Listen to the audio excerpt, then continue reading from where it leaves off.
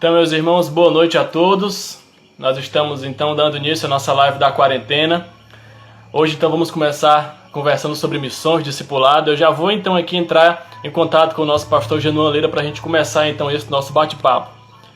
O pastor já solicitou aqui, então, essa nossa conversa. Então, boa noite, pastor Genuan. Boa noite, Matheus. Tudo bem, graças a Deus. Graças a Deus, tudo em paz. Amém. O pastor não consegue me ouvir bem? O som tá tranquilo? Sim. Então, tá bem. Você também consegue? Consigo lhe ouvir, sim. Está ok, para mim também. Pronto. Então, pastor, esse nosso encontro aqui da live da quarentena, né, da Umbref, nós temos às sextas-feiras, onde nós conversamos sempre sobre algum tema, né, um diálogo no estilo talk show, colocando aqui algumas perguntas, algumas questões sobre alguns temas que interessam aos jovens. Temas estes que foram sugeridos pelos próprios jovens. Então, quem já está entrando aí, participando, já pode ir mandando sua pergunta, sua dúvida. Nós temos aqui algumas questões que envolvem o tema de hoje, que é missões em tempo de crise, né? Então conversaremos um pouco aqui sobre missões, sobre evangelismo, também discipulado, todas as questões que envolvem esse tema, nós iremos aqui conversar e responder as perguntas de quem está participando. Então, se você já chegou, já está entrando na nossa live, pode desde já mandar sua pergunta e enviar para a gente, certo? Então, pastor, a primeira questão, né, uma questão que chegou para nós, foi do Wellington Lima. Ele pergunta acerca do texto de Mateus 28, da grande comissão. É ali, de fato, onde nós temos a primeira ideia, né, menção acerca do ID, acerca de cumprirmos, de fato, o dever que o Senhor Jesus nos mandou para pregar o Evangelho. Então, nesse sentido, eu queria que o pastor nos desse aqui uma avaliação geral sobre o que, de fato, significa aquele ID que Cristo mandou. O que significa aquela missão, aquele dever que ele nos ordenou, pastor? Ok, Matheus. De fato, esse é um texto essencial para missões. Não diria que é onde nasce a ideia da grande comissão, mas é pelo menos onde é sistematizada de um modo mais claro. Recente estava lendo um trabalho sobre esse texto, da grande comissão, e o escritor dividiu o texto da seguinte maneira. Ele disse, nesse texto nós temos a grandeza do autor, quando o texto diz que os discípulos chegaram a Jesus e o adoraram. Nós temos a grandeza de uma reivindicação, quando Jesus diz, toda autoridade me foi dada. Nós temos a grandeza de uma comissão, isso é, fazer discípulos em todas as nações. E nós temos a grandeza de uma promessa. Eis que estou convosco todos os dias, até a consumação dos séculos. Então, certamente, esse é um texto base, essencial, para que nós possamos compreender a visão do Senhor para alcançar o mundo com o Evangelho. Sem dúvida, por meio desse texto, nós temos todo o panorama, o esboço que pode nos guiar, nos dar motivação e ousadia para levar o Evangelho às nações. Então, nesse sentido, pastor, do cumprir o ID, né, há muitas questões que envolvem a questão da pregação do Evangelho. E muitos dizem sobre qual a maneira correta da pregação do Evangelho. Alguns defendem que a pregação do Evangelho somente deve ser feita da maneira verbal. Já outros dizem que a conduta cristã, que a prática, que a vivência, de fato, ela, em certos contextos, é mais valiosa e até ela vem para que muitas vezes a gente não seja necessário. Alguns dizem que não é tão necessária ser a pregação verbal e que uma conduta pode substituir isso. O que a Bíblia diz acerca disso? Né? A pregação do Evangelho é a aliança entre as duas coisas ou algo pode ser praticado em detrimento de outro? Com certeza é impossível subtrair do conceito de pregação a fala, a comunicação audível, a exposição, a comunicação direta. Sem isso, não existe pregação no sentido próprio. Eu sei que há uma tendência, já faz algum tempo, que há muitos movimentos, até missões, que dizem, viva o Evangelho e fale se for necessário. Eu tenho restrições com isso. Eu acho que temos que fazer as duas coisas, sem dúvida. Viver o Evangelho é o nosso chamado, nós temos que corresponder à vida de santidade para a qual o Senhor nos chamou, mas juntamente com isso, e quase como um produto dessa vida de santidade que expõe a Jesus Cristo, vai brotar a comunicação. Então, acho que não dá para substituir jamais a comunicação verbal, onde você expõe de maneira sistemática, clara, e ensina as Escrituras. Naturalmente, junto com isso, você vive o que está pregando. As duas coisas precisam caminhar juntas. Precisamos cuidar para não haver polarização quanto a isso. E nesse contexto atual, pastor, de pandemia, onde as pessoas estão reservadas em seus lares, de distanciamento social, a dificuldade se impõe, né, frente ao nosso propósito e dever de pregar o evangelho. Como então o cristão age nesse sentido, nessa situação, para de fato cumprir o seu dever em meio a essas restrições que são impostas a nós? Pois é, estamos vivendo um tempo diferente. Estamos vivendo um tempo diferente, inclusive, para a pregação do evangelho. Correndo o risco, inclusive, de que se as restrições se estenderem além do razoável ao ponto ordem das Escrituras de pregarmos o Evangelho, de nos congregarmos para adorar o Senhor como o corpo de Cristo, talvez tenhamos que chegar ao ponto de dizer, como Pedro disse ao Sinédrio em Jerusalém, importa antes obedecer a Deus do que aos homens. Porque se as restrições, por exemplo, nos impedirem completamente de adorar o Senhor, de congregar, de servir como um corpo, vai chegar um ponto em que nós vamos ter que achar meios de ir além disso. Não estamos ainda nessa condição, ainda, eu diria, é um tempo muito volátil, a gente nem sabe, infelizmente, temos uma situação muito triste, que é a desinformação ou a má informação, quase não temos como pesar, de fato, as coisas. Mas eu diria que ainda estamos num ponto de submeter, exatamente como as autoridades estão nos ordenando, mas aproveitar esse momento, como estamos fazendo agora, utilizar os recursos que hoje nós temos, que antes não havia, mas sabendo que esses recursos virtuais, e redes sociais e tudo isso não pode substituir definitivamente a comunhão dos santos e o trabalho direto de proclamação do Evangelho, de cruzar fronteiras, de assistir àqueles que precisam. Perfeito. E nesse sentido, pastor, até uma questão interessante desse nosso dever na pregação do Evangelho, né? A pregação que é muito conhecida do porta a porta. E uma pergunta do Davi Menezes que ele colocou aqui nas redes sociais hoje à tarde, ele mandou para nós, foi a seguinte: nos dias de hoje, o evangelismo porta a porta ainda é eficiente ou existe um modelo melhor da pregação do Evangelho? Ok. Eu acho que talvez é difícil dizer exatamente que método é eficiente ou não. Eu creio que é preciso observar os contextos.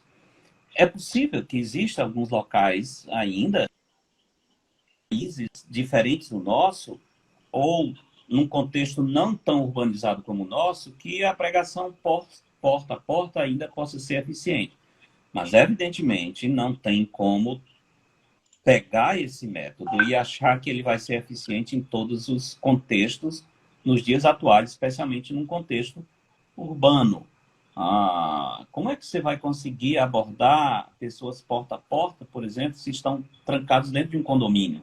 Você não tem acesso às portas, você estará sempre muito limitado. Temos a questão de violência muito grande nas principais cidades, as pessoas têm muito medo, as casas estão cheias de câmeras, de cerca, enfim, a pregação, dependendo do contexto, eu acho que hoje, num contexto urbano, a eficácia é muito pequena da pregação porta a porta.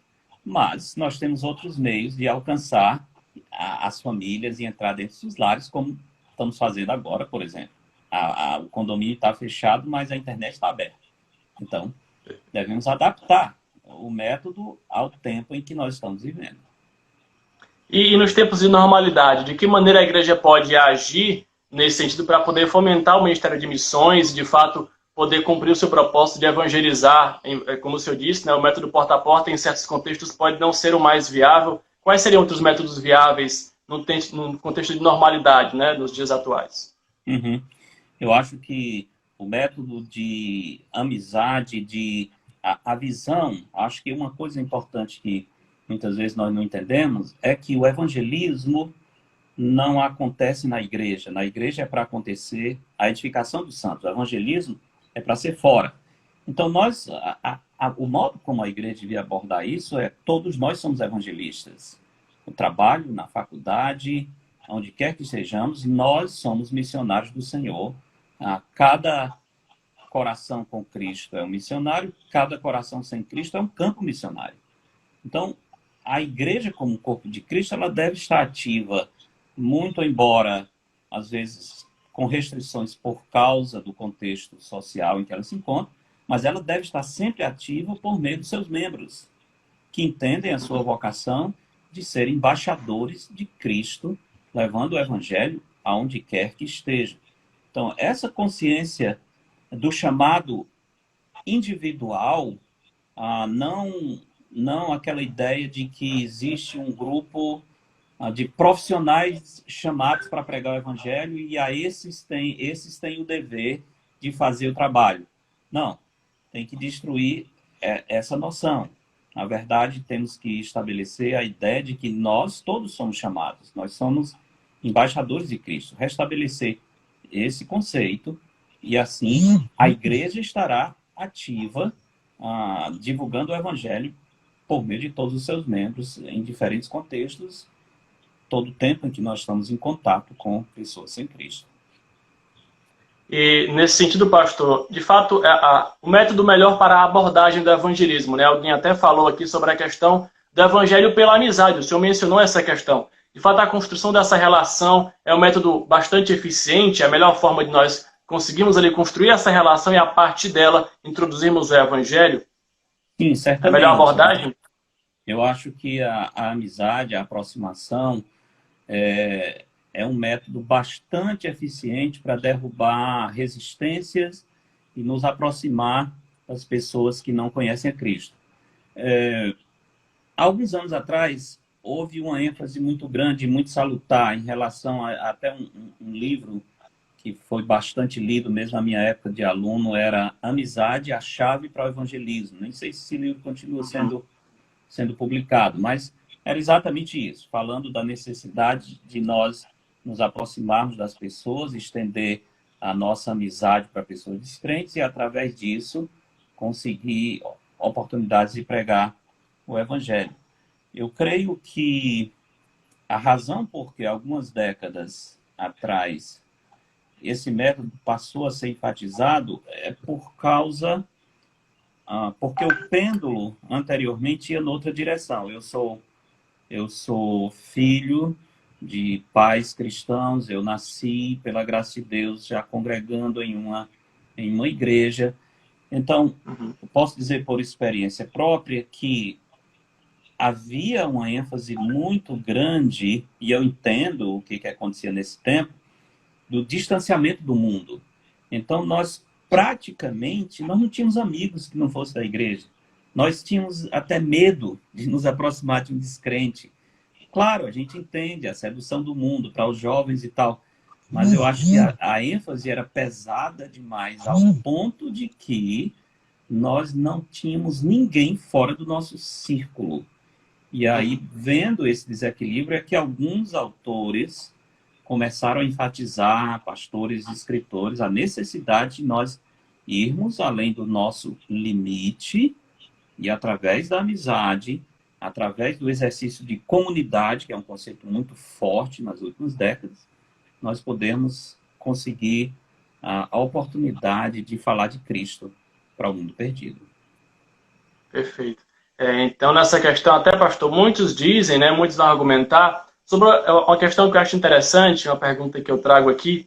Alguns dizem assim, eu não tenho o dom de evangelizar. Já ouvi alguns falarem isso, né? Que dizem que o seu dom é cantar, que o seu dom é tocar na igreja, e não se acham aptos ou preparados para poder evangelizar. Isso está correto ou de fato é um erro, né?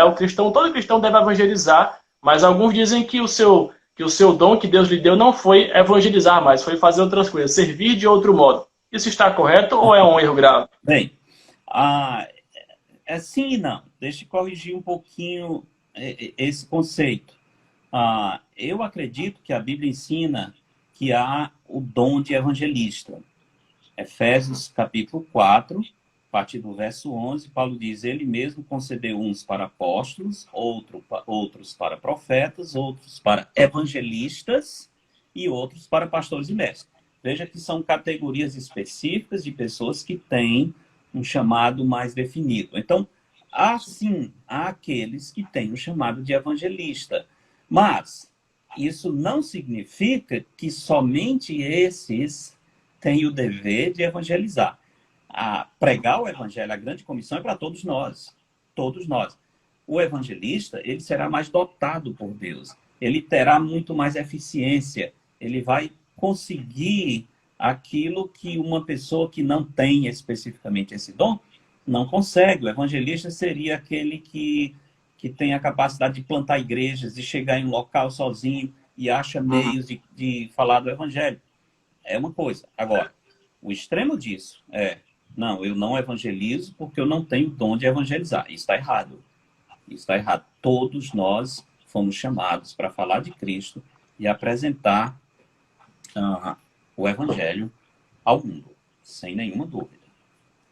E nesse sentido ainda, pastor, esses então chamados para serem evangelistas, né? De fato, se plantarão igrejas para trabalharem na área de missões. Foi uma pergunta até da Micaele Torres, hoje à tarde. Ela perguntou como reconhecer o chamado para o Ministério de Missões. Como entender, como compreender de fato que Deus o chamou para trabalhar na área de missões.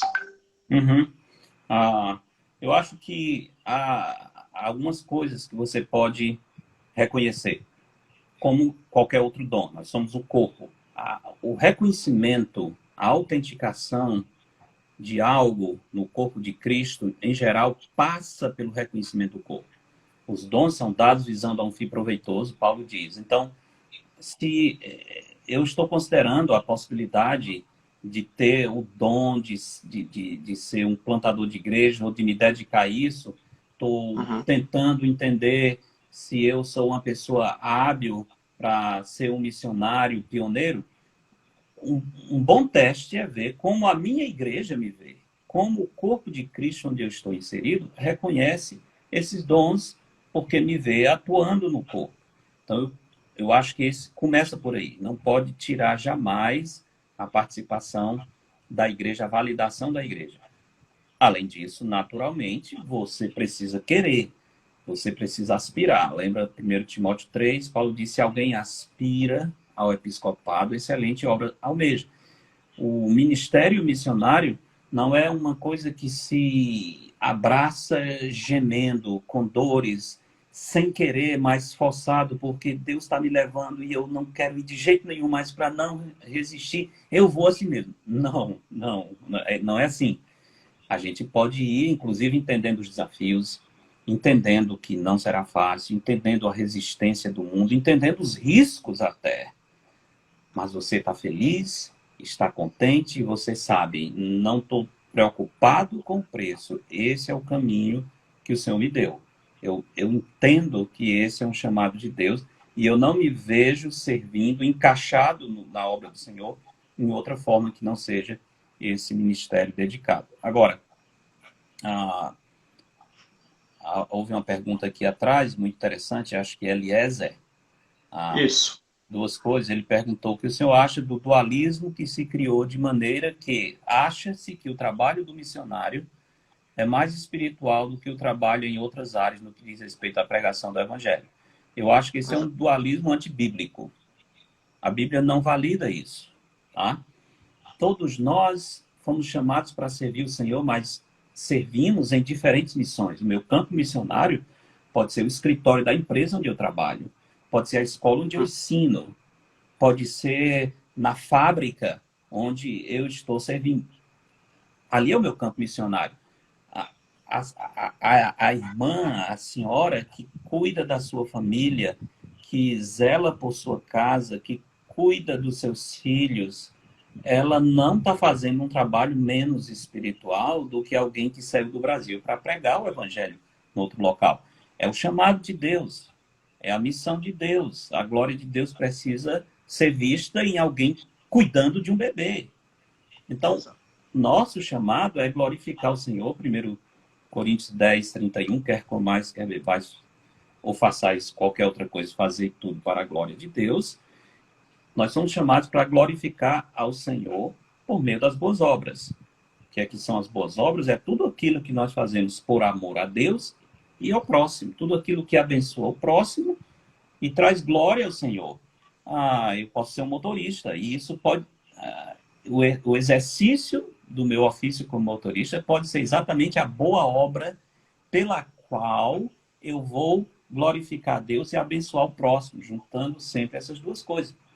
Não é menos espiritual do que distribuir um folheto ou fazer uma pregação. É simplesmente um chamado diferente, aquela consciência, eu estou fazendo para a glória de Deus. Até nessa questão, pastor, muitos até quando estão, digamos, entendendo, né, ou sentem algum tipo de sentimento que os compele a pensar que necessitam já sair do país para pregar o evangelho fora, mas esquecem do seu contexto de proximidade, dos seus pares, né, dos vizinhos, dos familiares. Esse, de fato, é o princípio do evangelismo, da proclamação das missões, né? Isso é pensar nos que estão mais próximos de nós.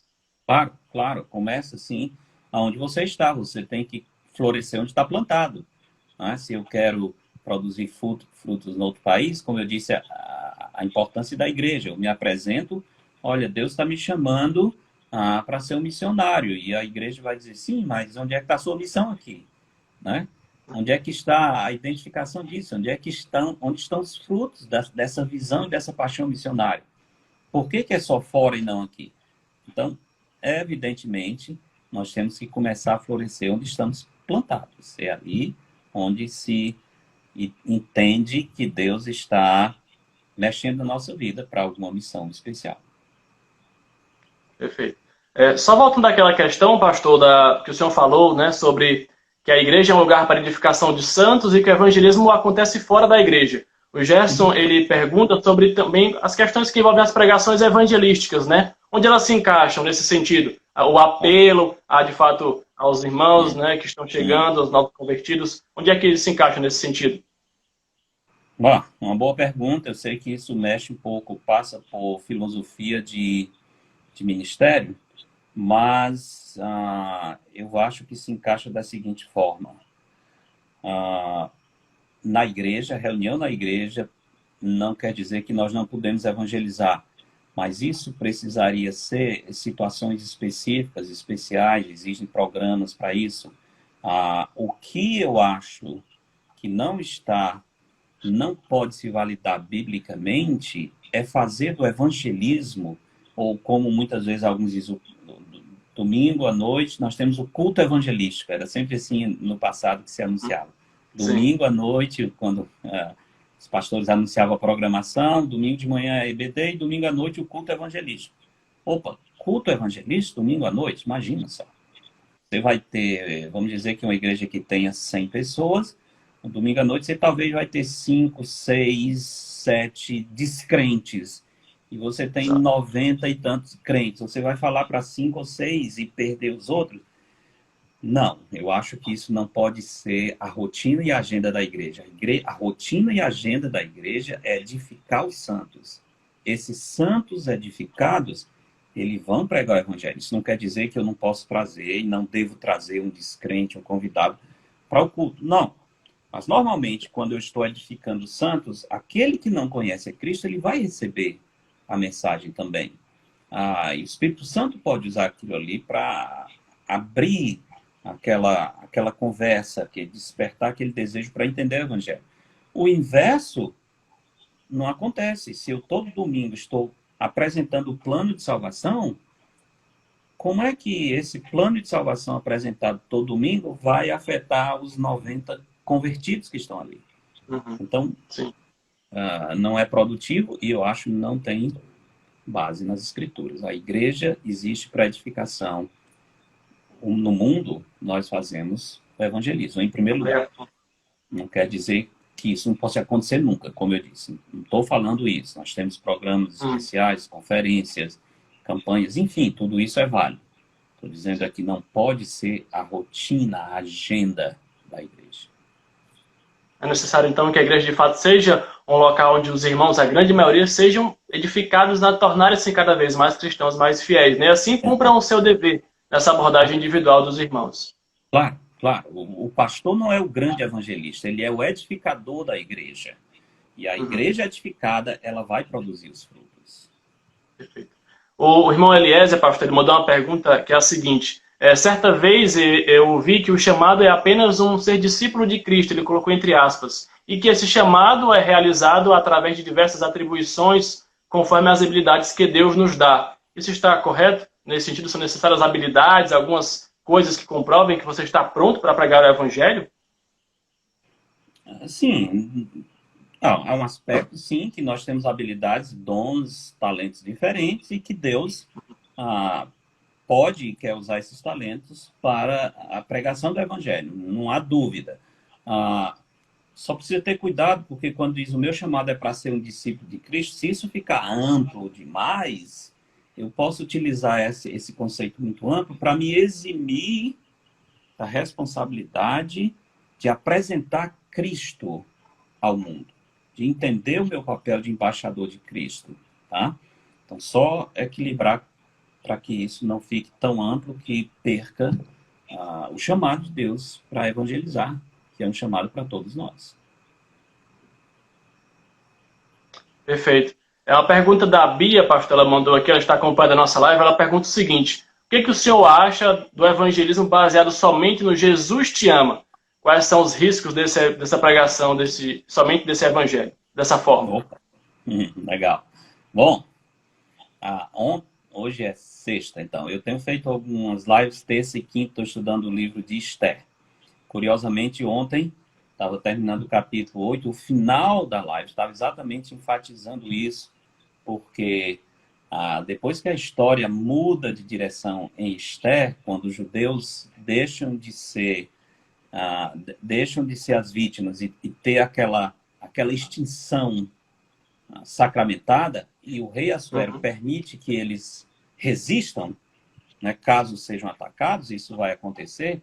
O texto no final do capítulo 8 de Esther diz que muitos, por temer os judeus, se fizeram judeus. Se fizeram judeus por temer. E eu estava enfatizando isso. O temor do Senhor é um elemento essencial. E a falta disso faz com que o nosso evangelismo hoje seja tão ineficiente. Porque nós reduzimos a necessidade de reconhecer Deus como a grande autoridade, o juiz e o Senhor. Reduzimos, inclusive, esse aspecto em que o pecador deve ter medo de Deus, sim, deve temer, porque vai prestar contas a Ele, e vai ter uma situação muitíssimo séria com consequências eternas. Se chegar diante dele, prescreve. Então, por falta de falar da autoridade, do juízo de Deus e de fazer com que o pecador entenda que o pecado há de achar, o nosso evangelismo fica muito diluído. Nós enfatizamos tanto Jesus te ama, que nós esquecemos a importância de temer a Deus e o juízo do Senhor. Então, eu acho que esse é um desequilíbrio dos nossos dias. Esse é um desequilíbrio dos nossos dias. É aquela ideia de Deus te ama, vem como está e continua como está. E, de fato, essa não é a pregação completa. Jesus ama, sim, mas Jesus também nos ordena a tomar a cruz e seguir. Jesus é manso e humilde de coração. Sim, Jesus lava os pés aos discípulos, mas ele mesmo naquela cena diz: vocês me chamam Senhor e Mestre e fazem bem porque eu sou. Ele é manso e humilde, mas ele é Senhor, ele é dono e nós somos escravos. É importante que se equilibre isso, ou do contrário, essa pregação, o Jesus te ama, não vai comunicar muita coisa.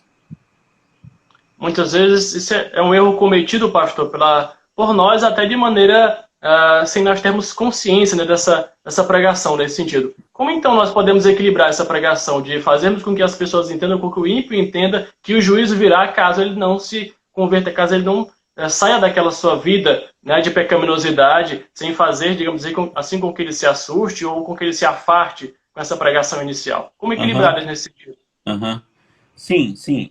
Eu acho que nem tanto, nem tão pouco, não podemos falar de um Deus que ama de um modo permissivo e nem apresentar também o juízo de Deus de um modo que as pessoas o tenham simplesmente como aquele que está disposto e pronto a castigar sempre. Como equilibrar as duas coisas? Eu acho que equilibra as duas coisas entendendo muito bem a doutrina do pecado e sendo capaz de compreender o significado do pecado, o que significa quebrar a lei de Deus, quão sério é uma transgressão contra o Senhor, e ser capaz de mostrar ao pecador o estado em que ele se encontra, o risco que ele se encontra, restaurar o conceito de pecado, o conceito bíblico de pecado, como algo sério, como errar o alvo de Deus, como agressão da criatura contra o Criador, como algo tão sério que o salário é a morte eterna. Então, equilibrando isso, entendendo bem e no evangelismo comunicando a situação de perigo em que estamos por sermos pecadores. Perfeito. Entremos aqui em outra questão, pastor, uma pergunta da Leilane. A pergunta que ela faz é a seguinte: de que forma uma mulher que sente um chamado missionário pode atuar? Como ir a um campo que ainda não há um líder? Certo. Bem, as mulheres sempre foram utilizadas em missões, missionárias, solteiras, sempre tiveram uma atuação muito grande. Claro, Sim. vai ter algumas limitações, algumas restrições, certamente. Eu acho que precisa ver cada caso. Você imagina uma jovem que quer ir para um campo missionário. No nosso caso, como Missão Maranata, nós temos sempre o cuidado. Nós nunca desestimulamos o desejo de ninguém para ir a lugar nenhum, porque nós não somos Deus. Imagina uma moça chega e diz: eu quero servir o Senhor na Bolívia. Estou usando aqui Bolívia porque temos duas solteiras na Bolívia, a Criselite e a Duda, e tem mais uma, a Marcela, se preparando.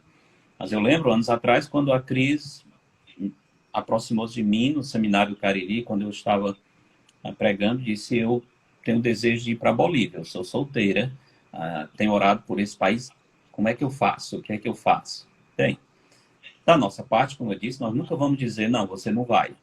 Mas, ao mesmo tempo, nós tentamos ter as precauções para, compreendendo as restrições de uma solteira sozinha em um país, nós procuramos encontrar uma equipe, nós visitamos o país, nós tentamos encontrar pessoas que talvez já estejam lá ou que tenham interesse, um casal, alguém que possamos trazer essa missionária para servir junto.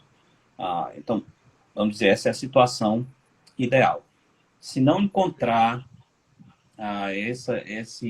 esse contexto em que você pode formar uma equipe, bem, eu não diria que ainda que isso iria proibir, seria completamente proibitivo e tiraria a possibilidade de uma moça ir para o campo, mas a gente teria que ter um pouco mais de cautela, sabendo que é uma situação mais delicada. Nós temos que ser responsáveis. Agora, quanto à pergunta da Leilane, nem sei se é a missionária Leilane, o nome é parecido, talvez seja, mas, claro, uma mulher que quer servir missões, ela tem o que fazer, tem muito o que fazer. Trabalhos que homens solteiros talvez não teriam condições, elas têm um grande ministério, sim, alcançando famílias, mulheres, jovens, grande trabalho preparando as crianças, que é a próxima geração. Eu tenho visto missionários solteiras que têm anos sozinhas em um campo. E o que elas fazem? Elas, por exemplo, treinam as crianças, evangelizam as crianças, orando e esperando que dali vai surgir algum dia um líder. E Deus tem feito isso. Então, sim, há muito que se pode fazer. Perfeito.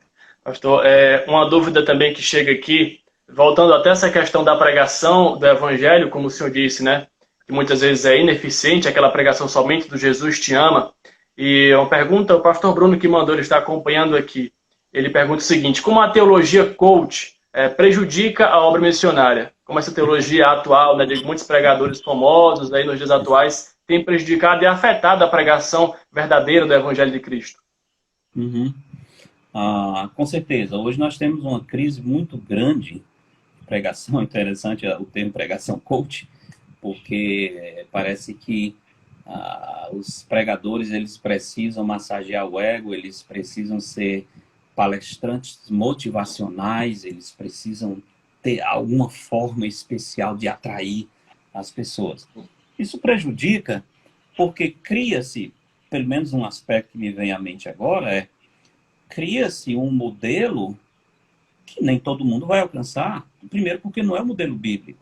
Imagina um jovem que está pensando em ser um pregador do evangelho, está pensando em partir para outro país, ele olha um pregador coach com milhares de seguidores e tal, com toda aquela preparação para chamar a atenção de pessoas, com, sei lá, tantos recursos, e a pessoa diz, bom, eu não tenho essa habilidade, eu não tenho dons de oratória, eu jamais vou conseguir impressionar uma multidão, e aí o que que eu faço? Então, há sim um aspecto, eu acho que é um aspecto que prejudica, porque mostra um modelo antibíblico, reduz o valor do conteúdo em função da forma, parece que a forma é mais importante do que o conteúdo, e cria um exemplo que não é bom para ser seguido e pode desestimular alguns jovens que, porventura, achem que têm que alcançar aquele modelo. Perfeito. Pastor, acho que deu só um problema no final, mas acho que o pessoal está dando para entender na internet, né? Não sei se está ok para todo Tá. mundo aí. A minha? Ok.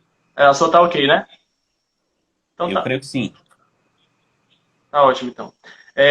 O irmão Davi ele também mandou uma dúvida, pastor. É a seguinte: por que quando nós que defendemos o calvinismo, né, e adotamos esses princípios na nossa vida cristã, e muitas vezes quando evangelizamos nós queremos ser arminianos, né? Até eu já vi uma vez o Nicodemos falando sobre isso, que a nossa pregação, quando evangelizamos, ela é um pouco arminiana. Como lutar contra isso? É verdade. Bom, olha, 2000 anos de história da igreja nunca se resolveu esse dilema. Então, lamento informar, não somos nós que vamos resolver agora. Mas, eu acho que sim, muitas vezes nosso evangelismo é arminiano, porque esquecemos que a salvação pertence ao Senhor e criamos uma falsa impressão de que se usarmos a metodologia certa, nós vamos conseguir ter milhares de pessoas. Eu acho que muito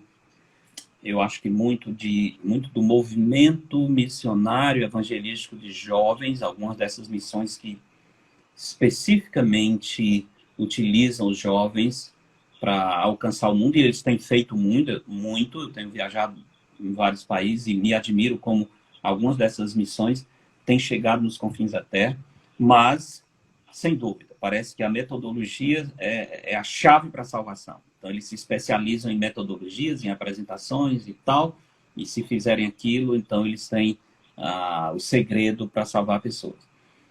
Absolutamente. Salvação pertence ao Senhor, o Espírito Santo é quem convence do pecado, da justiça e do juízo, só serão salvos aqueles, como a Bíblia diz lá em Atos 14, que foram destinados para a salvação. Por outro lado, e aqui é muito, muito importante para os jovens, especialmente, porque eu sei, eu já não sou tão jovem, já tenho os meus 20 e poucos anos.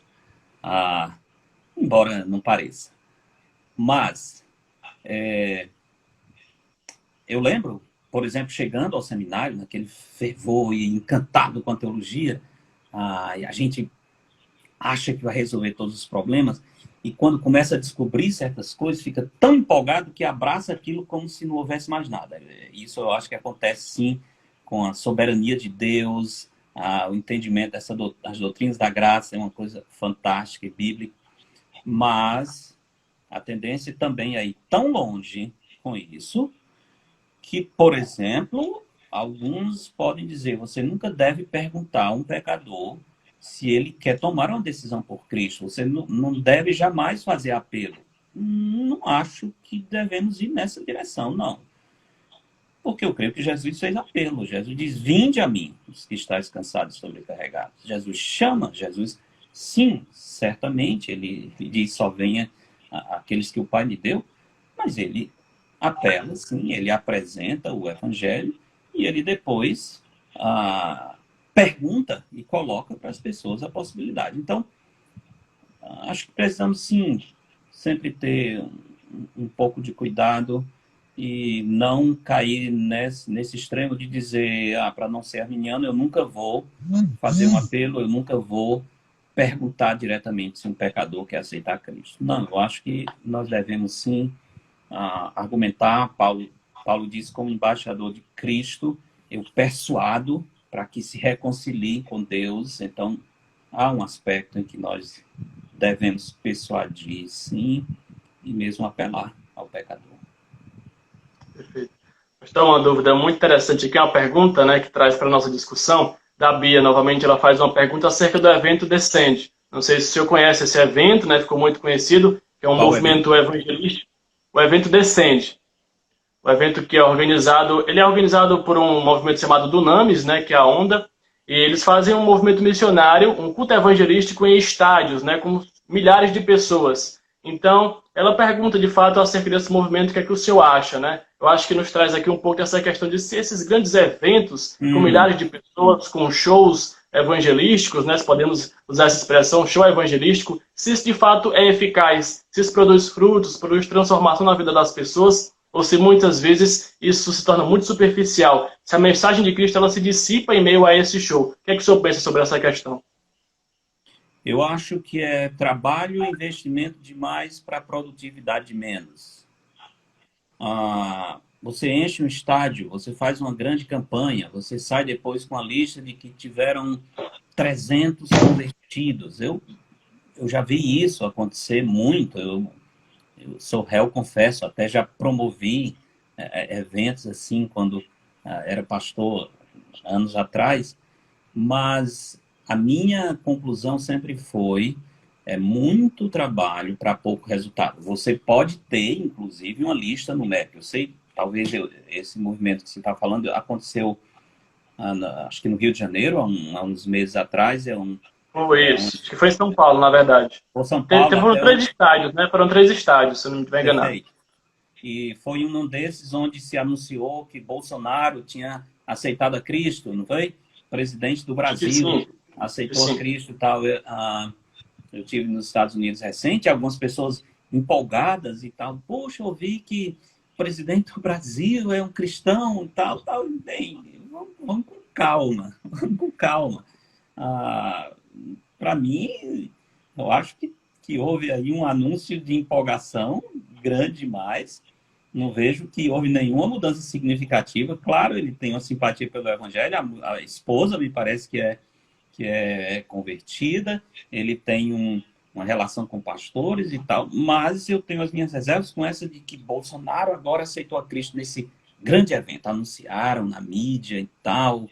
Agora o presidente do Brasil. Eu acho que é pouco eficiente. Pouco eficiente. Eu acho que cria somente uma onda, uma impressão de que o Evangelho alcançou muita gente. É a história da Marcha para Jesus e todo esse movimento, né? Que quando você termina, diz, tivemos 300 convertidos. Depois de um mês ou dois, onde é que estão esses convertidos? Quantas igrejas novas surgiram? Quantos foram batizados? Quantos realmente... A história mostra que o resultado é muito, muito pequeno. Tá? Então, eu tenho as minhas reservas quanto a esses grandes eventos e shows evangelísticos, como se fosse uma boa metodologia. Utilizam muito também desse emocionalismo, né, pastor? Isso. E se esquecem da pregação, de fato, basilar do evangelho para as vidas das pessoas. Nesse contexto também, pastor, a gente percebe que muitos jovens hoje em dia, né, eles negligenciam o seu papel de pregação do evangelho. Muitos a gente percebe que acabam se omitindo nas suas faculdades com medo com medo da opressão, com medo da indiferença, né, acabam evitando ali se posicionar em algumas questões. Por que então será, pastor? Foi até uma dúvida do William Menezes, hoje à tarde ele mandou essa pergunta. Por que os jovens se encontram tão desestimulados a pregar com convicção e intrepidez? Quais são os motivos, né, que levam a muito dessa omissão hoje em dia dos jovens? Eu acho que isso está diretamente relacionado à falta de compromisso com Cristo. Eu acho que está relacionado com a falta de uma conexão bíblica com a igreja. Eu acho que a desvalorização da congregação, da participação na igreja, de ser um membro ativo, isso afeta grandemente os jovens. E por falta dessas raízes mais firmes, então eles não têm a ousadia, a disposição de ser testemunhas de Cristo aonde estão. Então, creio que é fruto da frieza espiritual. A falta de testemunho é um termômetro muito claro de que a pessoa não está realmente andando com o Senhor, não está abraçando o estilo de vida bíblico, o estilo de vida, o cristianismo bíblico como seu estilo de vida. Então, creio que é isso. Temos uma crise de frieza espiritual, falta de compromisso com as coisas de Deus. Isso termina resultando na frieza quanto ao evangelismo. Nessa questão ainda, pastor, entrando também uma pergunta do Paulo, ele perguntou o seguinte: se uma pessoa que se diz crente e não pratica o ID, ela é realmente crente ou tem exceções? Bem, eu só posso dizer quem é crente, só posso falar por duas pessoas, quem é por mim e pelo ladrão na cruz, que Jesus disse que ele estaria no paraíso hoje, então aí ele foi salvo. É sempre muito delicado. Certamente eu posso estar com uma dificuldade espiritual na minha vida e por causa disso ficar limitado no meu testemunho. Sem dúvida, isso não me daria o teste ou o atestado de que eu não seja um cristão. Agora, ser o meu estilo de vida, sim. Esse ser o meu estilo de vida. Eu não falo de Cristo, eu não represento a Cristo onde estou, eu não me identifico como um discípulo de Cristo. Isso é o meu estilo de vida. Aí sim, a pergunta fica bem clara. Será que é um discípulo mesmo? Então, para mim, se o silêncio, a acomodação, a obscuridade é o estilo de vida, certamente cria-se uma grande dúvida se ali houve de fato um novo nascimento. Uma transformação verdadeira, né? Isso. Pastor, o Davi Menezes também está na nossa live ligado, participando. Ele mandou outra pergunta, né? O Eliezer, na verdade, mandou uma pergunta, perdão. A pergunta dele é a seguinte: o que o senhor acha das cruzadas que o Billy Graham fazia? Era um evangelismo de fato ali? Era produtivo e eficaz? O que o senhor pensa sobre aqueles grandes eventos que o Billy Graham conseguia, de fato, reunir um grande número de pessoas, né, nas suas pregações? Sim. Eu digo a mesma coisa. Continuo com as minhas restrições quanto à eficácia desses grandes movimentos. Eu vou dizer que não foi importante para muitas vidas e que não houve salvação? Não, porque eu conheço muitas pessoas, sim, que foram salvas. Eu só acho que nós não podemos dizer que esse é o melhor método e nem que o resultado se justifica pelo tamanho do investimento e de tudo que é necessário.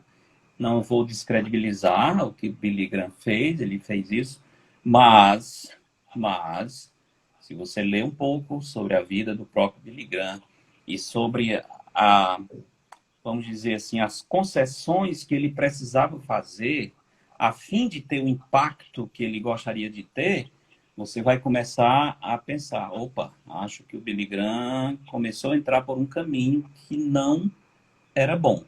Né? Exagerando demais em certas concessões para que pudesse ter, vamos dizer, o número de pessoas ou ter a liberdade para pregar em determinado estádio ou em determinado país. Então não era uma atração genuína da palavra, né? Exatamente. Começou a desequilibrar, sim. Com certeza. Uma pergunta também, pastor, que chega aqui para a gente, do Davi, né? Agora, ele diz o seguinte: o discipulado é o ato de fazer discípulos. E essa ação era o que regia o fundamento dos apóstolos. Mas nas igrejas modernas da atualidade, muitas não investem em discipulado. A gente não vê salas de EBD com novos convertidos trabalhando, de fato, nesse processo de discipulado. Por que isso tem acontecido e as igrejas têm falhado nesse sentido? O que falta para que isso seja exercido na prática? Eu acho que o que acontece muitas vezes é uma visão pequena do valor do ensino da palavra de Deus. E quão importante é o ensino. Às vezes nós ficamos muito empolgados e investimos toda a nossa energia para conseguir uma pessoa, para conseguir a conversão, para ver uma pessoa professando a fé em Cristo. E às vezes parece que depois daquilo, pronto, terminou o trabalho. Na verdade, só está começando. A pessoa tomou o passo de fé, fez a sua profissão de se comprometer com Cristo e tê-lo como Senhor e Salvador. Ele é um novo nascido. Está começando a vida. Se nós não temos uma visão correta de quão importante e crítico é o ensino das Escrituras, então nós não vamos ter uma grande preocupação com o ensino para esses novos convertidos, tá? Então, talvez seja isso. É preciso se resgatar o valor do ensino bíblico, a importância da palavra ensinada para o crescimento da igreja. E talvez voltar, e aqui entro em um ponto também muitas vezes questionável, que mexe com o evangelismo, é que às vezes a ideia é que o pastor ele tem que ser o pregador e o evangelista da igreja. Quando simplesmente não é possível. De novo, Efésios 4, o pastor ele deve edificar. Agora, se ele não tem condições de se dedicar ao ensino da palavra e à oração, por tantas atividades, inclusive a atividade evangelística intensa, a qualidade do ensino na igreja vai cair. E com isso não vai haver o discipulado, nem a visão para que esse discipulado aconteça. Então, acho que um pouco essa compreensão errada de quão importante é o ensino da Escritura e quão importante é que a igreja tenha mestres da palavra, ensinando a palavra, colocando isso como a coisa central no ministério. Podemos dizer também, pastor, que essa negligência do evangelismo, né, da busca pelo discipulado, da prática do discipulado, ela advém também de uma falha na prática das disciplinas espirituais, da oração, da leitura da palavra, do jejum. Tudo isso acaba afetando para que a pessoa também negligencie essa área? Certamente, certamente. A falta da prática das disciplinas espirituais cria uma frieza espiritual de modo geral, e de modo que a igreja não vai se engajar no programa eficaz de discipulado. Certamente. Uma coisa vai levar a outra. Uma dúvida, pastor, muito interessante aqui, talvez entraremos num tema mais político, né? Mas a pergunta do Luan Henrique, que ele fez também hoje à tarde para nós, lá no Instagram, aqui no Instagram, foi o seguinte, o que é a teologia da missão integral? A TMI, ela é uma versão protestante da teologia da libertação, e onde o pensamento marxista acaba se apresentando nessa teologia da missão integral? Ok. Bom, bem colocado. Eu acho que sim.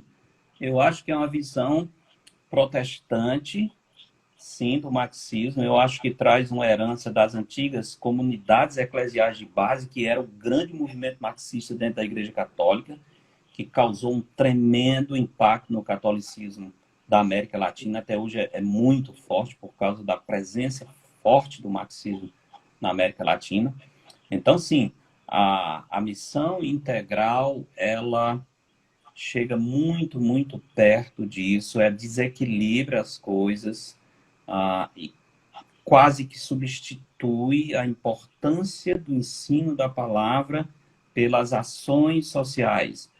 Como se faz o projeto de ação social, isso é fazer evangelismo, isso é mostrar a Cristo ao mundo. Só um exemplo assim, em termos de missões. Isso é um grande problema para missões. Um grande problema. Você não imagina quantos milhares, talvez milhões de dólares são investidos em projetos missionários que não evangelizam. Não evangelizam. Estão cavando poço, estão ensinando a criar peixes, estão ajudando na agricultura. Nada contra. Sem dúvida, o que pudermos fazer de boas obras, ótimo.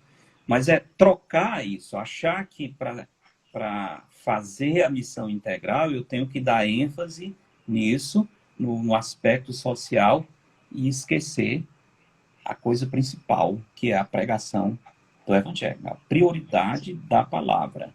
Então, sim, eu acho que a missão integral é um desequilíbrio, é uma versão marxista no meio protestante e tem um viés político muito forte. Aliás, alguns líderes da chamada missão integral no Brasil têm sido denunciados fortemente por causa do seu viés e do seu envolvimento político pouco recomendado. Nomes bastante conhecidos que hoje estão, eu diria, desacreditados por causa do engajamento político. E nesse contexto, então, pastor, nessa discussão, há então a necessidade de equilibrar então, a mensagem do Evangelho com a questão da ação social. Aqui entramos no contexto específico da pregação para, por exemplo, moradores de rua, pessoas em situação de vulnerabilidade social. Né? Alguns vão dizer, não, eu preciso então dar primeiro o pão, primeiro o alimento, para depois pregar o Evangelho. Mas muitas vezes o que ocorre é que essas pessoas nessa situação, elas querem de fato é o alimento, né? E muitas vezes rejeitam a pregação do Evangelho. Como o cristão, então, age nessa situação? Eu acho que se você pode fazer o bem em qualquer situação, faça, mesmo com quem rejeite. Mas não esqueça a sua prioridade. Como nós temos recursos limitados, tempo limitado, nós não temos como atender a todos os moradores de rua e fazer do alimento dos moradores de rua a nossa ocupação, porque nós não vamos fazer outra coisa mais. Tá? Então, evidentemente, bom, se eu posso fazer, ótimo, mas vai ser difícil atender todas as necessidades sociais. E, além disso, eu devo lembrar que Deus instituiu as autoridades, o Estado, para cuidar disso. E nós, como cidadãos que cumprimos nosso papel, pagamos os nossos impostos, nós estamos contribuindo para que aqueles que são ministros de Deus para abençoar a sociedade nesse aspecto cumpram o seu papel. Se eles vão fazer ou não, vão prestar contas ao Senhor. Mas a igreja não precisa se sentir culpada por não estar fazendo o papel do Estado, do governo. Tá? Então, sim, se você quiser passar a sua vida levando sopa para morador de rua, sempre vai ter alguém esperando a sua sopa. A grande questão é se esse é o chamado e é o melhor método para investir os seus recursos limitados e o seu tempo. Perfeito. O Eliezer faz uma pergunta nesse sentido também. Ele diz assim, quando o Tiago diz que a fé sem obras é morta, ele está falando justamente dessa questão de uma saudável integração entre o evangelismo e a ação social? Acho que não. Vamos dizer assim, isso não está fora. Mas usar isso para fazer essa integração e equacionar Tiago, eu acho que não. A fé sem obras é morta. Mas o que são obras? Efésios 2. Nós somos feituras dele, criados em Cristo Jesus para as boas obras, as quais Deus de antemão preparou para que andássemos nela. O que são as boas obras? Volto de novo ao exemplo básico. A mãe que cuida do seu bebê para a glória de Deus, que apresenta o amor de Deus no cuidado materno, alimentando, limpando, cuidando do seu bebê. Isso é uma boa obra. E se ela tem o temor do Senhor, essa mulher vai fazer não somente por ser mãe, mas porque sabe que isso é uma expressão do amor de Deus. É a glória de Deus que está sendo manifestada no seu cuidado ali. É a glória de Deus que é manifestada na sala de aula, quando o professor dá aula com excelência. É a glória de Deus manifestada pelo motorista cristão, que obedece às regras, que trata bem as pessoas, que está dirigindo como um ministro está pregando, que foi chamado para ministrar atrás do volante. Isso é boa obra.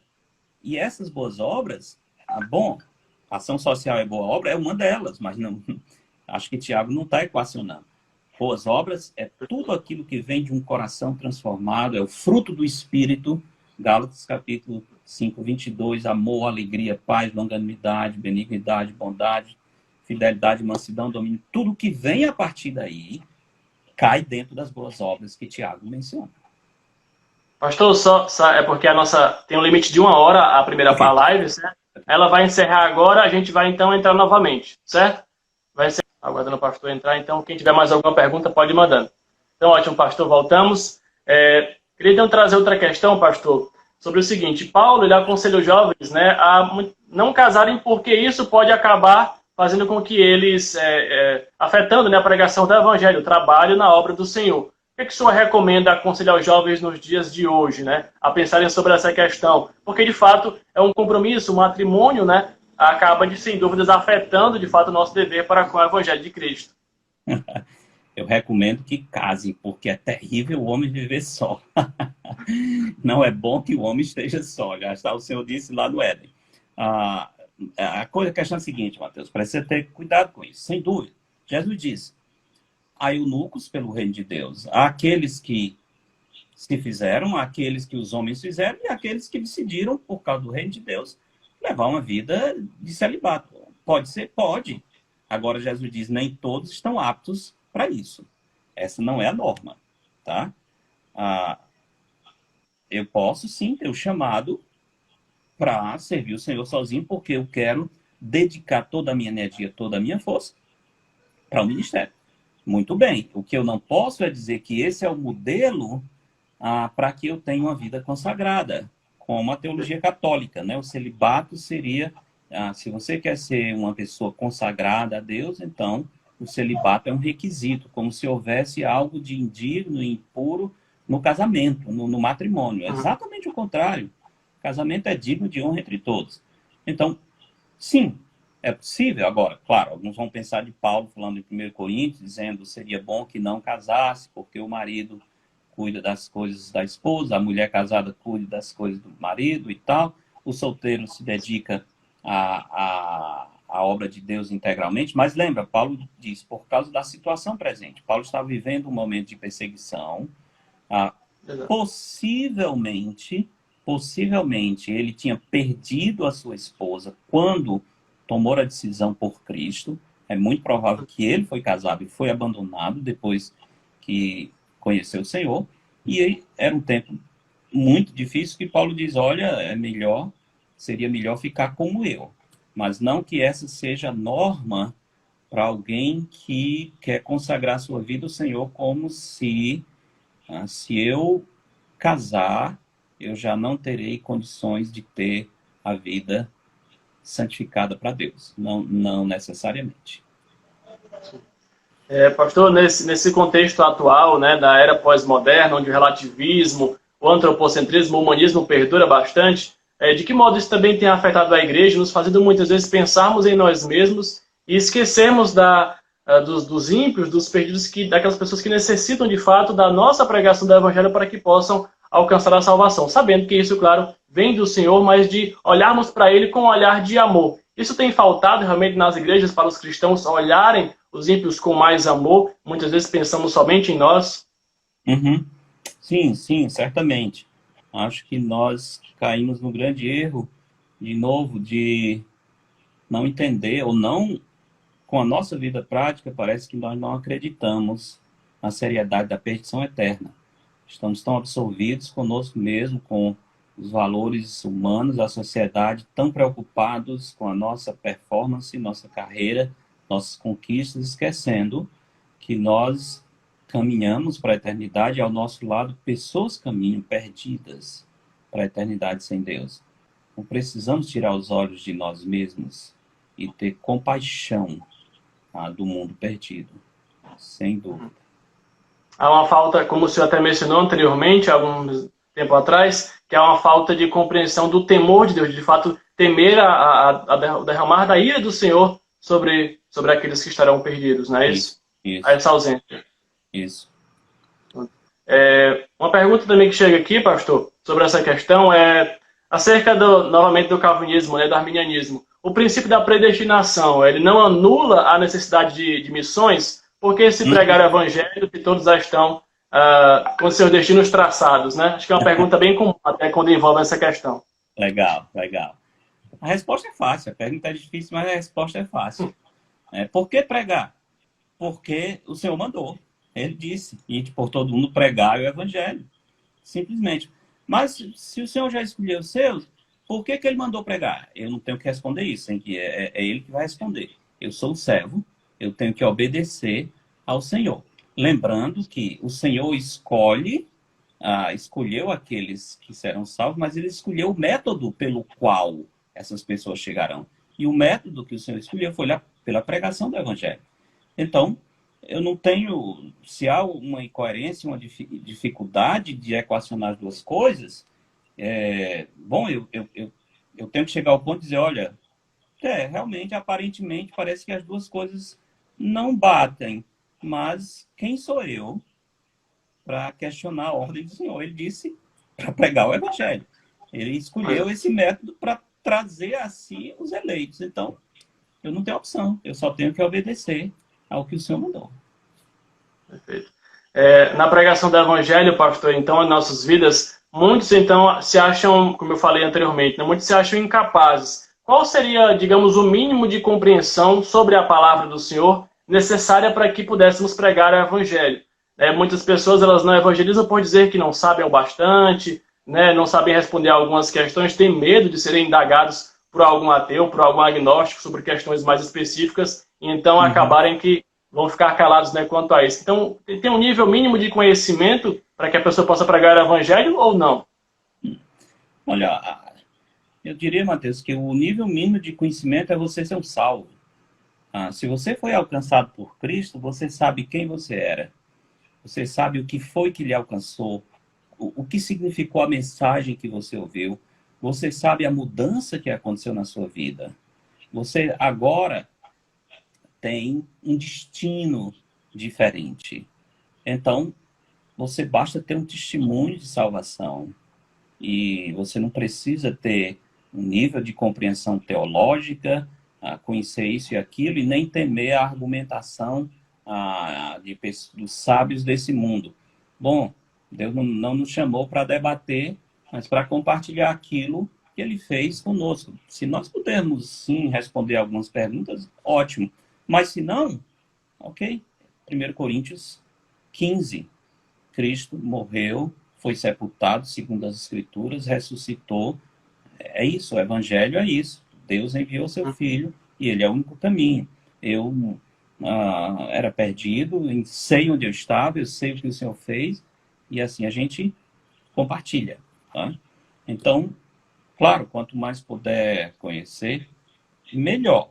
Mas eu não preciso ficar intimidado de compartilhar aquilo que Deus fez em mim por meio do Evangelho, com quem quer que seja.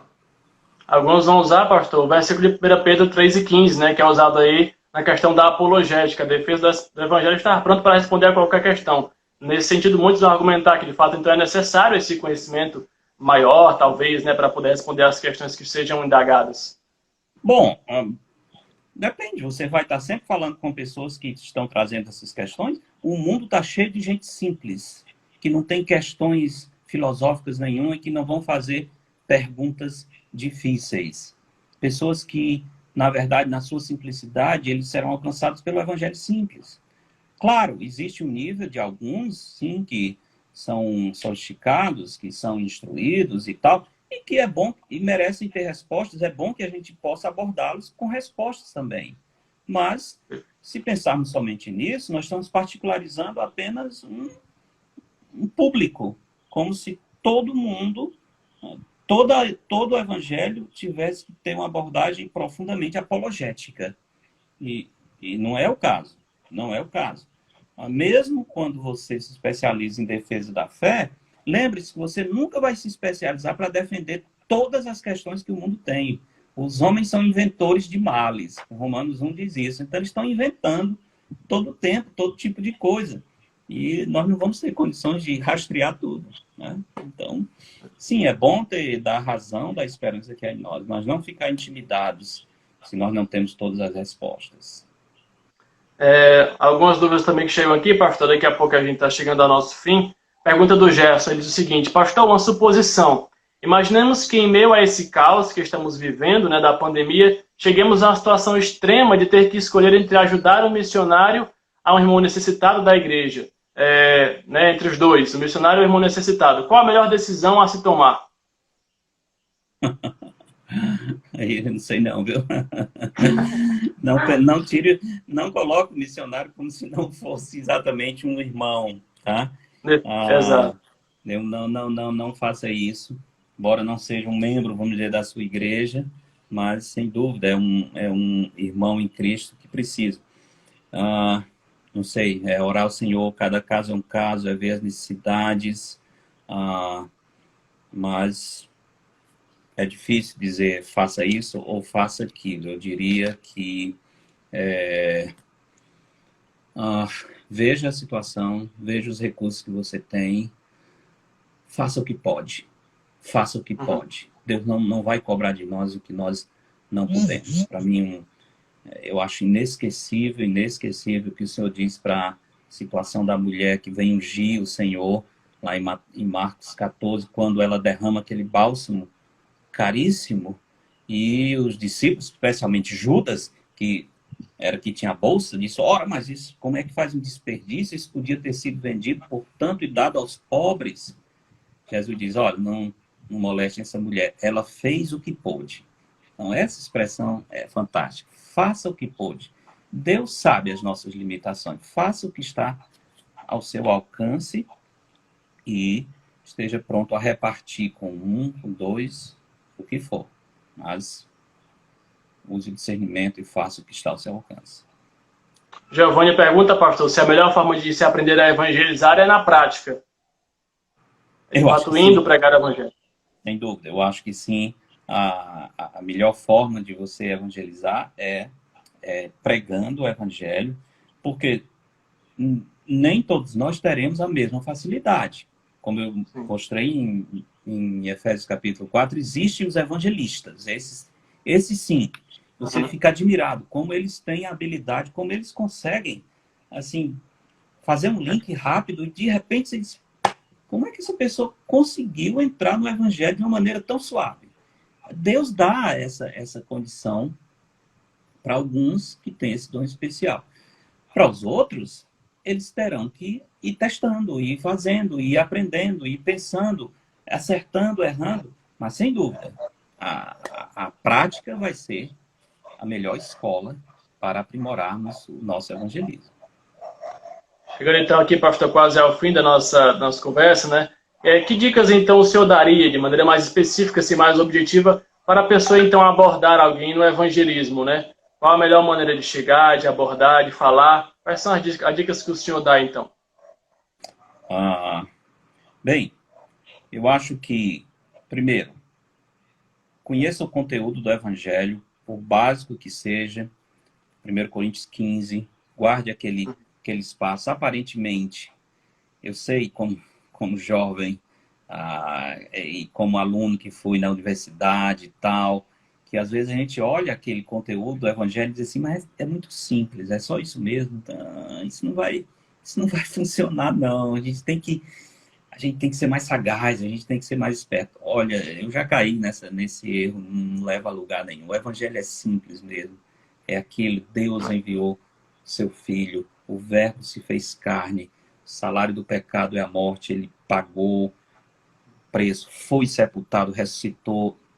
É isso. Então, guarde em primeiro lugar, guarde a simplicidade do evangelho. Não seja presa da sofisticação com a ideia de que se eu for sofisticado, eu vou conseguir ganhar pessoas para Cristo. Não caia nesse risco. Em segundo lugar, o meu conselho é mantenha o espírito de oração e a intencionalidade. Eu sou um evangelista, eu sou um embaixador de Cristo. Então, eu devo sair sempre para a minha vida social com essa intenção, com esse alvo e com o espírito de oração. Senhor, me dirige a alguém. Senhor, abra minha boca, me dê o conhecimento que eu preciso, me dê a presença de espírito para compartilhar o evangelho. Então, acho que essa disponibilidade espiritual deve estar dentro de nós, o reconhecimento de que eu sou um embaixador de Cristo, o desejo de ver Cristo sendo conhecido na vida das pessoas. E uma outra coisa é se exponha, procure praticar, procure meios de colocar em prática essa evangelização, abordando pessoas, achando metodologias de compartilhar o conhecimento de Cristo com aqueles que ainda não conhecem, que estão à sua volta. Até uma dúvida também, pastor, que chega aqui da irmã Gleisiane, ela é esposa do pastor Edson, né, da Igreja Batista Regular lá em Quixadá.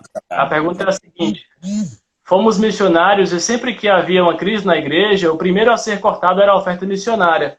como a Missão Maranata tem lidado com isso em meio a essa pandemia, né? Tem uma pergunta também que eu queria fazer para o senhor sobre o contexto atual, como tem afetado o Ministério da Missão Maranata, como tem sido para vocês. Bom, a irmã Gleisiane, que é a mãe da Leilane. Eu falei da Leilane há pouco, é a filha dela, né? Exato. Tá achando que era missionária, Leilane. Mas quem sabe, né? Não foi uma profecia, a Leilane vai ser uma missionária.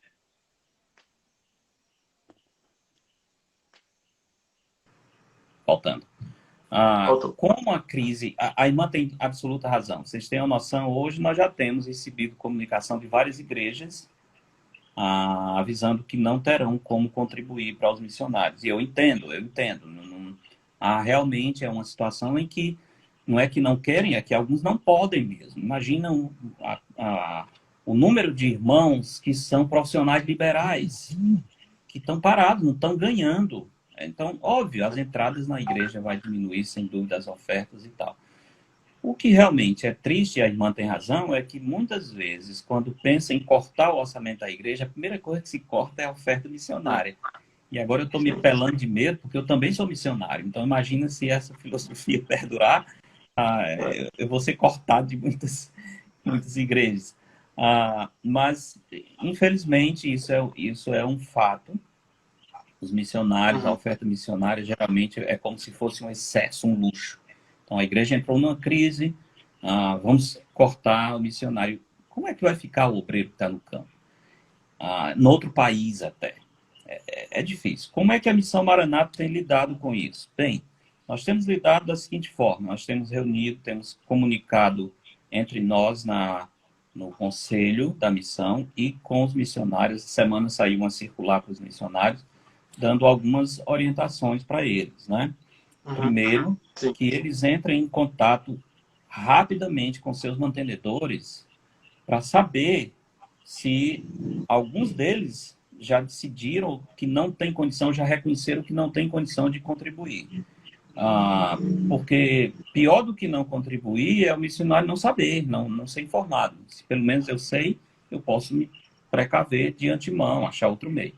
Então, nós aconselhamos, primeiro, que os missionários entrem em contato, e eles entraram, algumas igrejas já retornaram, como eu disse, dizendo que não vão poder. Em segundo lugar, que faça uma contenção de despesa o máximo possível. Eu sei que a vida missionária geralmente já é limitada, mas entendendo o momento crítico, veja tudo o que é possível para que não falte o essencial. Então, apertar um pouquinho ainda mais o orçamento. Outra coisa é não tome dinheiro emprestado de ninguém, onde quer que você esteja, para resolver um problema que apareça. Não faça isso, senão vai ser um bom testemunho e pode trazer um grande problema. E uma outra é para a nossa família de missionários. Se você, pela graça de Deus, está com sustento tranquilo, não houve corte, e Deus tem lhe abençoado com essa estabilidade, considere abençoar um missionário da missão que não está nessa condição. E eu vou dizer, tem sido uma grande bênção, porque eu já recebi de 2 deles essa semana um retorno dizendo: pastor, eu estou nessa condição, ninguém cortou, eu quero ajudar um dos missionários. Então, missionário ajudando o missionário. Então, tem sido assim que nós, na Missão Maranata, estamos lidando. Mas eu peço as orações, inclusive, orem muito, porque estamos antecipando um tempo muito difícil para o sustento dos missionários. Próximos meses, entendemos que vai ser bem difícil. Mas estamos confiando no Senhor. Ele é quem chama e Ele é quem sustenta. Então, de algum modo, o Senhor há de suprir para que os servos deles continuem na linha de frente. Pastor, como é que está atualmente a estrutura da Missão Maranata? Quantos missionários são auxiliados pela missão, né? E quais regiões são beneficiadas com os missionários? Do país e até fora do país também. Hoje nós temos mais de 40, um pouco mais de 40 missionários. Estamos em 11 países efetivamente, com alguns que devem acrescentar. Na América do Sul, nós temos missionários na Argentina, na Bolívia, na Venezuela, na Guiana Inglesa. América do Norte nós temos nos Estados Unidos, No Brasil tem alguns, né? A missão tem missionários no Brasil, como a Darlene, pastor Isaías aqui em Redenção, Christian lá em Goiás, enfim. Na África temos missionário em Cabo Verde, na Europa temos missionários em Portugal. Aliás, na África não só Cabo Verde, mas nós temos também Madagascar. Tínhamos em Senegal o missionário Heron, mas vai precisar mudar de campo e deve ir para Portugal. E na Ásia temos no Timor-Leste. Então são esses países. Temos missionários já aprovado e levantando sustento para o Japão. Temos missionária aprovada levantando sustento, se preparando para ir para Israel. Então são esses os nossos campos onde Deus tem levado os nossos missionários. Para nós finalizarmos então, pastor, a nossa conversa aqui, que então palavra o senhor dá para os nossos jovens que estão acompanhando, os irmãos que estão acompanhando a nossa live, né? Que estão nas suas igrejas e que, quando voltarem às atividades, no caso, é necessário que eles estejam contribuindo com missões, né? Como pensar, ter um olhar mais amoroso para missões, contribuir, ajudar, estar orando. Então, o que o senhor faz para fazer? Que palavra o senhor tem para essas pessoas, né? Para nós, acerca da importância de missões? Tá. Meu conselho, irmãos, é que entendam com os que vão. Missões, nós só podemos enviar porque tem alguém que fica. Como irão se não forem enviados? É o que Paulo diz em Romanos 10. Na batalha, na guerra secular, onde há conflitos internacionais, a proporção é o seguinte: para cada soldado que está na linha de frente, tem 10 pessoas na retaguarda. Então, é 10 para 1. Nós precisamos, sim, para que nós tenhamos esses obreiros, esses soldados de Cristo lá na linha de frente, temos que ter a retaguarda. Se nós, do lado de cá, perdermos a visão, como é que eles vão conseguir fazer o trabalho? Então, minha palavra é, ao retornar, meus irmãos, olhem com muito carinho para os missionários, orem por eles, comuniquem-se com eles. Hoje nós temos a facilidade com as redes sociais. Tentem se inteirar das necessidades, dos desafios. Coloque-se diante de Deus, inclusive, como alguém que pode ser usado para suprir essas necessidades. Olha, Deus pode multiplicar o pouco que nós temos, desde que nós estejamos dispostos a colocar nas mãos dele. Deixo para vocês o exemplo do garotinho lá no milagre da multiplicação dos pães. Era 5 pães e 2 peixinhos que alimentou uma multidão. Mas não é porque era bastante, é porque ele pegou o pouco que tinha e colocou nas mãos do Senhor, e o Senhor multiplicou aquele lanche. Então, meu conselho é, voltem com essa disposição. Senhor, eu sou pequeno, eu tenho pouco, mas o pouco que eu tenho eu vou dividir com os missionários. O pouco que eu tenho eu vou investir e eu vou motivar outros. Eu vou orar por esses missionários, eu vou entender que eu sou parte da missão, que eu sou o lado de cá. Eu estou aqui, de fato, dando suporte para que eles continuem lá. E eu lhe digo isso, se você começa a fazer isso, mesmo na sua igreja, mesmo no seu pequeno campo de influência, e mesmo com seus pequenos recursos, pode ter certeza, Deus vai multiplicar. Deus vai multiplicar, vai abençoar a sua vida, a sua igreja. E eu digo mais, Deus vai começar a chamar pessoas para a obra missionária aí do meio de vocês. Preparem, vai sair muita gente para os campos. Amém. Amém. Pastor Genoel, eu quero aqui agradecer a sua disponibilidade em participar dessa conversa conosco. Tempo muito proveitoso, muito bom. Né? Eu não conhecia, pela primeira vez falei com o senhor, né? A recomendação do pastor Bruno sobre o tema de missões, e foi muito bom, muito proveitoso. Eu queria agradecer mais uma vez a sua presença aqui nessa live. Prazer, Matheus. Obrigado pelo convite, obrigado pela oportunidade, satisfação, e meu abraço para todos os que acompanharam. Amém. Só lembrando a todos que estão, né? Quero agradecer também a todos que participaram. Tem pastores que estão assistindo a nossa live, tem muitos irmãos, muitos jovens também. Lembrando que as duas partes, da primeira e a essa, vão ficar disponíveis, né, por 24 horas e depois vai ser salvo também no IGTV. E lembrando que amanhã, sábado, teremos um breve no YouTube a partir das 6h30. Vocês podem lá estar acompanhando o nosso culto. Próxima sexta-feira, de novo, às 7h30, estaremos aqui com uma nova live. Deus abençoe a todos. Um abraço, pastor. Obrigado. Mais uma vez, boa noite. Deus abençoe. Boa noite. Deus abençoe. Até mais.